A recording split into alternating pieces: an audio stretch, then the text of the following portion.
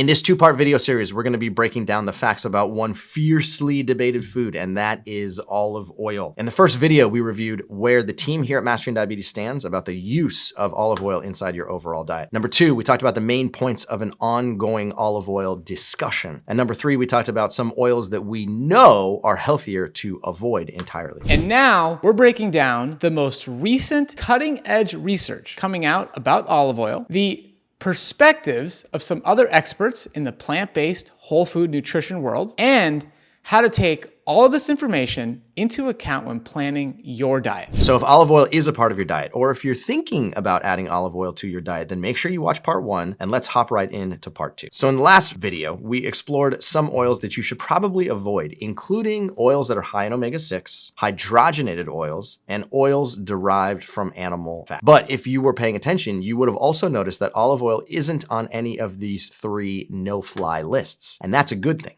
And in fact, olive oil has been shown to have some beneficial effects, which is why this topic can be so confusing. We'll break down some of the most recent research right now. First, let's look at a high-quality meta-analysis on the impact of olive oil on cancer risk. 48 studies were included in the analysis, which found that the highest quantity of olive oil intake was associated with a 31% lower likelihood of cancer, including breast, gastrointestinal, and urinary tract cancers. The key mechanism proposed here for this beneficial effect were the antioxidant properties of compounds known as polyphenols, which naturally reduce oxidative stress and naturally reduce the risk for the development of cancer. After all, olives themselves are packed with polyphenols, with vitamins and other vital nutrients that have been shown to improve your overall health. And some of these key compounds do remain present in the resultant olive oil. However, what's missing from the data analysis is the fact that there aren't many details for the overall quality of the diet. There were quite a few Mediterranean populations included, but these benefits were displayed in non-Mediterranean populations too, showing that olive oil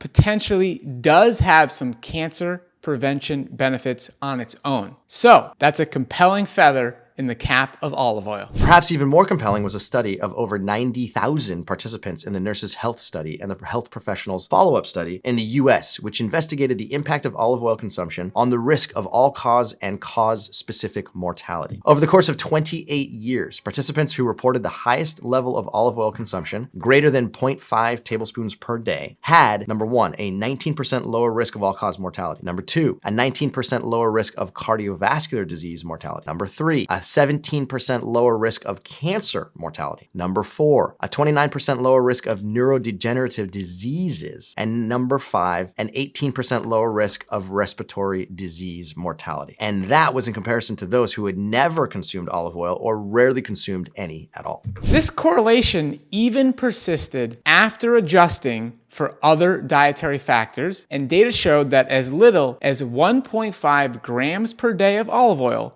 was associated with a benefit in reducing mortality. What's important to note here is once again our key question: instead of what? In this study, olive oil as a replacement for margarine, butter, mayonnaise, and dairy fat with olive oil was associated with the lowest mortality risk. What's interesting is that substituting olive oil for other vegetable oils, canola, corn, safflower, and soybean oil, did not result in a reduced mortality risk, suggesting that vegetable oils in general may themselves confer reduced mortality. So one key takeaway from this study could be something that we probably already knew, which is that plant-derived oils may be healthier for you than highly concentrated fat that comes from animal sources. And on a large scale, individuals who choose olive oil certainly did experience a reduced mortality rate, which shows that olive oil may in fact be a healthful choice and does have place in a health-promoting diet. However, one key question this leaves us with is olive oil giving you something that a plant-based whole food diet doesn't? For answers here, let's look at the Mediterranean diet. The Mediterranean diet is one of the most popular subjects of study when it comes to exploring diets that integrate whole food, primarily plant-based nutrition, with the addition of small amounts of fish, oil, and other foods that might traditionally be avoided in a low-fat, plant-based diet. And with good reason. Compared to the vast majority of global diets, the Mediterranean diet has been associated with improved cardiovascular health, improved quality of life, improved longevity, and with reduced chronic disease and reduced mortality risk. And the fact that the Mediterranean diet prominently features olive oil, you have a compelling suggestion that olive oil can be part of a healthy overall diet. However, many researchers have begun to explore the various components of the Mediterranean diet, including olive oil, to discern if all of these featured staples are healthy choices, or if the Mediterranean diet is simply an overall healthy decision featuring some unhealthy foods. The research team in this article sought to understand the effect of meals rich in olive oil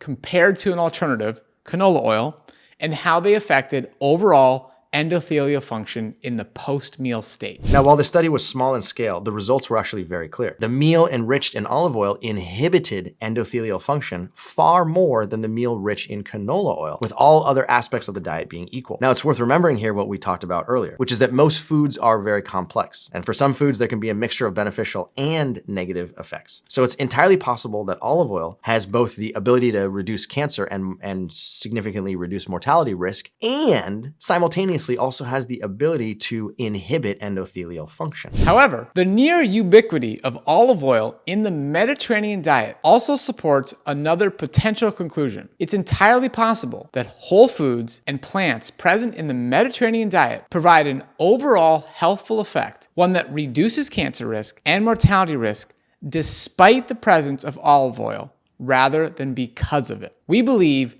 that as more data comes out specifically isolating the effects of olive oil, we'll start to get a clearer picture. And looking around at some of our contemporaries, a combination of hesitance and acceptance of olive oil seems quite common. In fact, many low-fat plant-based advocates use olive oil in small amounts, acknowledging that there could be several caveats, including that some oils are certainly better than others, and that olive oil is one of the more healthful choices. That eating whole food from which the oil was made is a better choice than eating the oil itself. That the research around oil is confusing, it's often conflicting, and it leaves much room for further investigation. That oils aren't ideal for people trying to improve insulin sensitivity and get full control over their blood glucose values, and they're also not ideal choices for those who are trying to lose weight. And no matter what, oils are best consumed in small quantities, and when alongside a diet where the vast majority of calories come from plant-based foods, not from animal-based foods. In general, this cautious acceptance seems to be the most common position on olive oil at present,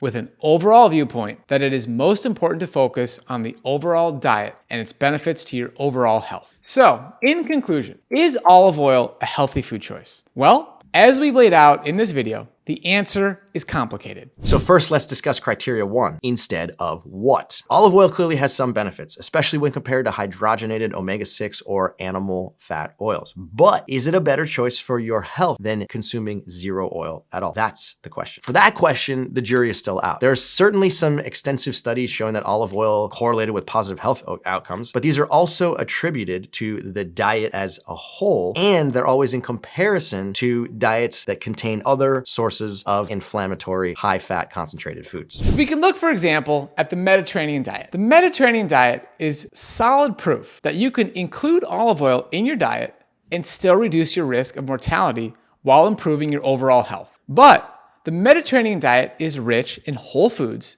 and draws the majority of its nutrition from plant-based sources. So, are you just quelling the negative effects of olive oil by making mostly healthy choices and eating a small amount of oil? Until we have more conclusive data that compares the two, it's hard to say. And finally, within the context of people who are working to improve insulin sensitivity, the next question is olive oil actually a healthy choice? So when you're working to improve your insulin sensitivity and you're working hard by adopting a low-fat, plant-based whole food diet, we know without a shadow of a doubt that it's actually optimal to lower your fat intake to lower than 15% of your calorie intake or less, regardless of whether there are some high-fat foods that appear from time to time. This is especially true when you're in the critical early stages of improving your overall health and potentially dealing with high or unpredictable blood glucose and all the symptoms that come along with it. Now, after reversing insulin resistance, could olive oil be a special occasion food or beneficial in small amounts when managed correctly alongside monitoring your overall health? Potentially. Currently, there's not enough data to say, but you can rest assured that we'll keep an eye on this information moving forward. So is olive oil a yellow light food or a red light food? Well, within the context of Mastering Diabetes guidelines, we know without a shadow of a doubt that olive oil is certainly not a green light food. It's incredibly calorie dense, and it's not what you're looking for. In other words, it's not an optimal choice when you're trying to reverse insulin resistance and get full control over your blood glucose value. Could we make the case for olive oil being a yellow light food?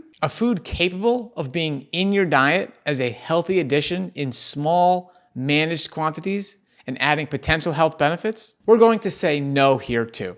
The Mastering Diabetes guidelines are excellent for your overall health, but they're specifically tailored to help reverse insulin resistance. And for that goal, we recommend against any oil. So overall, we're going to keep olive oil classified as a red light food for the time being, acknowledging that due to high fat content, it's not a productive choice for reversing insulin resistance if you're living with any form of diabetes. But what if I've reversed insulin resistance or never had it? This is a good question. For the general public or people who have already reversed insulin resistance, will olive oil suddenly send you flying back towards type 2 diabetes? Certainly not. There's more than enough evidence to show that you definitely can find a way to integrate olive oil into a healthy lifestyle as long as it's consumed in small quantities. Also, we know people are human. Even for people working to reverse insulin resistance, sometimes you might snack on a red light food on a special occasion, and one moment like that won't undo all of your progress. And in fact, a little olive oil on a salad is going to be much better cheat than eating a giant pile of processed potato chips. But we also recommend that you always approach moments like these with the knowledge and awareness that they do have potential harm to your overall health. Ultimately, the goal should be to focus on eating plant-based whole food nutrition for the majority of your calories and try and minimize your intake of all animal products. More than anything else, we here at Mastering Diabetes understand that everyone's diet is different, and that what works for one person may not work for another.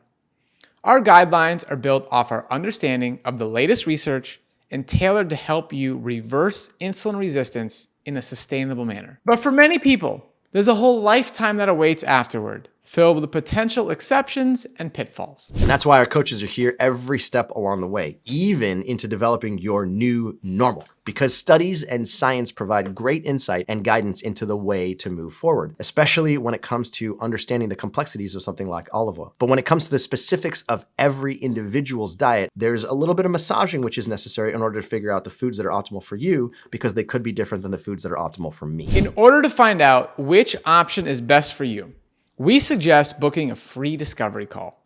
Simply click the link below and you'll be directed to a page where you can book a time that works for you and speak with a member of the Mastering Diabetes enrollment team. And finally, don't forget to push that cute little like button with your thumb or with your mouse. Don't forget to subscribe to our channel, and also please turn on notifications, because when you do, you're gonna be notified of new videos as they come out. And we got some really fun videos in the near future that we think you're gonna love. Thanks for your attention, and we'll see you in the next video.